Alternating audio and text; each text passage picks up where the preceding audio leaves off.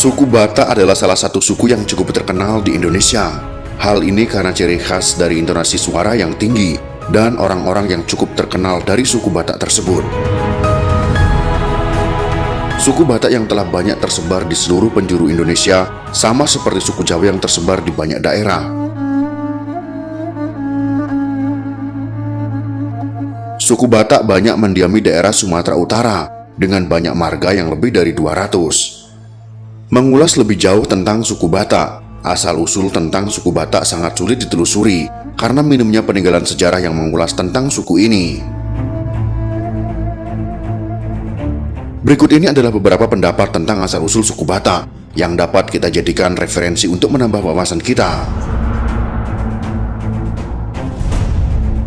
Pada umumnya orang Batak percaya kalau si Raja Batak diturunkan langsung di Pusuk Buhit.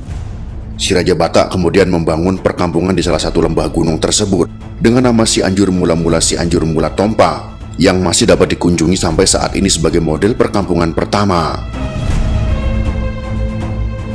Letak perkampungan itu berada di garis lingkar Pusuk Buhit di Lembah Sagala dan Limbong Maulana.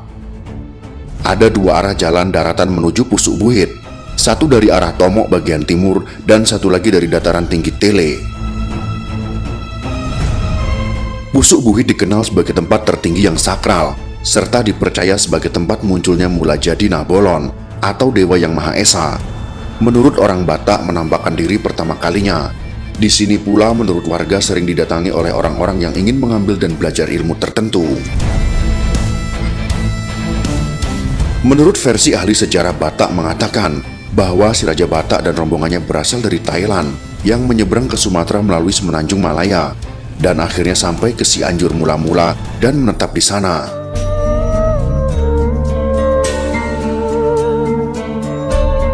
Sedangkan dari prasasti yang ditemukan di Portibi bertahun 1208 dan dibaca oleh Profesor Nila Kantisari, seorang guru besar ahli kepurbakalaan yang berasal dari Madras, India, menjelaskan bahwa pada tahun 1024 kerajaan Chola dari India menyerang Sriwijaya dan menguasai daerah Barus. Pasukan dari kerajaan Chola kemungkinan adalah orang-orang Tamil karena ditemukan sekitar 1.500 orang Tamil yang bermukim di Barus pada masa itu. Tamil adalah nama salah satu suku yang terdapat di India. Jika kita ulas lebih lanjut, Raja Sisinga Mangaraja ke-12 diperkirakan keturunan si Raja Batak generasi ke-19 yang wafat pada tahun 1907 dan anaknya si Raja Buntal adalah generasi ke-20.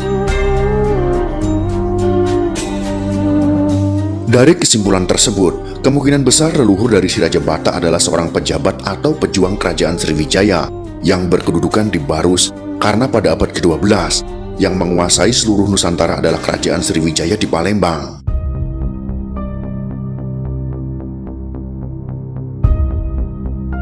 Akibat dari penyerangan kerajaan Chola ini, maka diperkirakan leluhur si Raja Batak dan rombongannya terdesak hingga ke daerah Portibi sebelah selatan Danau Toba. Dan dari sinilah kemungkinan yang dinamakan si Raja Batak mulai memegang tampuk pemimpin perang. Atau bisa jadi si Raja Batak memperluas daerah kekuasaan perangnya sampai mencangkup daerah sekitar Danau Toba, Simalungun, Tanah Karu, Dairi, sampai sebagian Aceh dan memindahkan pusat kekuasaannya di daerah Portibi di sebelah selatan Danau Toba. Pada akhir abad ke-12, sekitar tahun 1275, Kerajaan Majapahit menyerang kerajaan Sriwijaya sampai ke daerah Pane, Haru, Padang Lawas, dan sekitarnya yang diperkirakan termasuk daerah kekuasaan si Raja Batak. Dari serangan kerajaan Majapahit inilah diperkirakan yang mengakibatkan si Raja Batak dan rombongannya terdesak hingga masuk ke pedalaman di sebelah barat Pangururan di tepian Danau Toba. Daerah tersebut bernama Cianjur Mula-Mula di kaki bukit yang bernama Pusuk Buhit. Kemudian menghuni daerah tersebut bersama dengan rombongannya. Terdesaknya si Raja Batak oleh pasukan dari kerajaan Majapahit kemungkinan erat hubungannya dengan runtuhnya kerajaan Sriwijaya di Palembang. Karena seperti pada perkiraan tadi, si Raja Batak adalah kemungkinan seorang penguasa perang di bawah kendali kerajaan Sriwijaya. Sebutan raja kepada si Raja Batak bukanlah karena beliau seorang raja, akan tetapi merupakan sebutan dari pengikutnya ataupun keturunannya sebagai penghormatan karena memang tidak ada ditemukan bukti-bukti yang menunjukkan adanya sebuah kerajaan yang dinamakan Kerajaan Bata. Menurut guru besar sosiologi antropologi Universitas Negeri Medan, yaitu Profesor Dr. Bungaran Antonius Simanjuntak dalam makalahnya berjudul Orang Batak dalam Sejarah Kuno dan Modern, dalam seminar yang digagas oleh DPP Kesatuan Bangsa Batak Sedunia atau Unity of Batakness in the World, kami paparkan. Dari sejumlah fakta dan hasil penelitian yang dilakukan oleh Profesor Dr. Bungaran Antonius Simanjuntak, mulai dari daratan pegunungan di utara Tibet, Khmer Kamboja, Thailand, hingga Tanah Gayo di Takengon Aceh, ternyata nenek moyang bangsa Batak menurutnya berasal dari keturunan suku Mansuria dari ras Mongolia. Nenek moyang orang Batak berasal dari keturunan suku Mansuria yang hidup di daerah utara Tibet sekitar 7.000 tahun yang lalu. Pada masa itu, nenek moyang orang Batak diusir oleh suku barbar Tartar dari tanah leluhurnya di utara Tibet. Pengusiran itu menyebabkan suku Mansuria bermigrasi ke pegunungan Tibet melalui daratan Tiongkok. Dari peristiwa migrasi di pegunungan Tibet tersebut, dapat ditemukan sebuah danau dengan nama Toba Tartar. Suku Mansuria memberikan nama danau itu untuk mengenang peristiwa pengusiran mereka oleh suku barbar Tartar. Setelah dari pegunungan Tibet, suku Mansuria turun ke utara Burma atau perbatasan dengan Thailand. Di sini suku Mansuria meninggalkan budaya Dongson, yakni sebuah kebudayaan asli suku bangsa ini yang mirip dengan budaya Batak yang ada sekarang ini. Tak bertahan lama di wilayah itu, suku Mansuria yang terus dikejar-kejar oleh suku barbar Tartar kembali bergerak menuju arah timur ke Kamboja dan ke Indochina. Dari Indochina, suku Mansuria berlayar menuju Filipina, kemudian ke Sulawesi Utara atau Toraja, ditandai dengan hiasan kerbau pada rumah adat Toraja. Kemudian mereka turun ke tanah Bugis Sulawesi Selatan, ditandai dengan kesamaan logat dengan orang Batak. Dan akhirnya mengikuti angin barat dengan berlayar ke arah Lampung di wilayah Ogan Komering Ulu, dan akhirnya naik ke Pusuk Bukit, Danau Toba.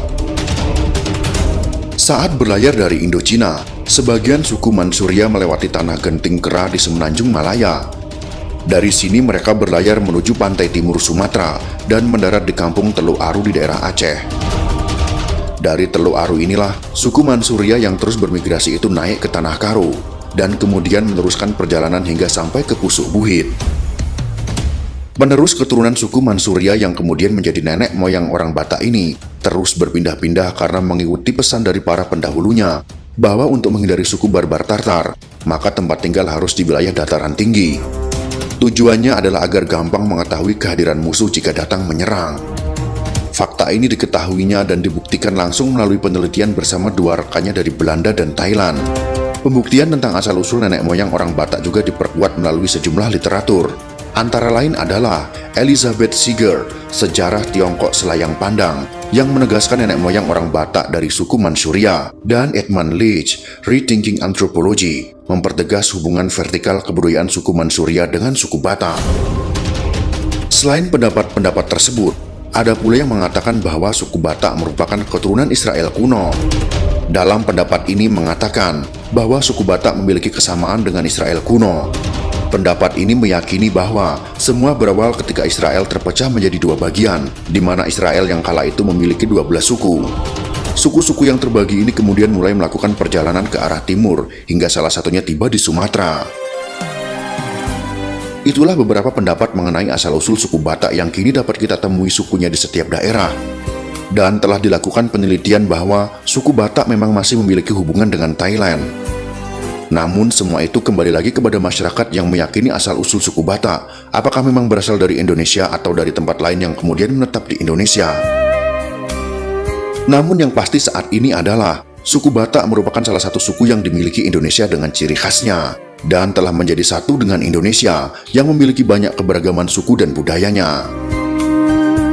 Itulah sekelumit pembahasan tentang asal-usul suku Batak. Semoga informasi ini bisa menambah wawasan kita semua.